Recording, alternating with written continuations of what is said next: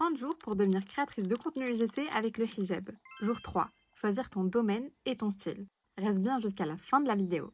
Aujourd'hui, on va choisir dans quel domaine on va se lancer et quel style on va aborder. C'est pas parce que tu as choisi un domaine ou un style en particulier aujourd'hui que demain tu ne peux pas faire autre chose. C'est histoire de se lancer et surtout de savoir ce qui te motive réellement maintenant. Il y a plusieurs domaines possibles. Beauté, tout ce qui va être skincare, maquillage, parfum. Mode, les accessoires, bijoux, vêtements. Lifestyle, organisation, décoration, vlog. Food, tout ce qui va être présentation de restaurants, test de nouvelles nourritures. Et d'autres domaines dont j'ai sûrement dû oublier de mentionner. Regarde ce qui te parle. Choisis ce que tu consommes déjà, ce qui te ressemble, ce que tu peux filmer naturellement. Côté style de vidéo, tu as plusieurs choix également. Storytelling, ASMR, tuto, POV, test avec avis sincère. Regarde avec lesquels tu es le plus à l'aise. Quand on parle de style, on peut aussi parler de style personnel, mais aussi de ton positionnement. Je te donne quelques exemples. Personnellement, j'aime bien les contenus minimalistes, où les plans sont généralement fixes ou avec un mouvement horizontal très léger. Niveau couleur, je préfère la lumière naturelle dans les tons beige, blanc, marron. Et concernant mon positionnement, je suis une créatrice de contenu voilée qui met en avant la beauté, la simplicité et la sincérité. Mon objectif étant de montrer qu'on peut réaliser du contenu professionnel et inspirant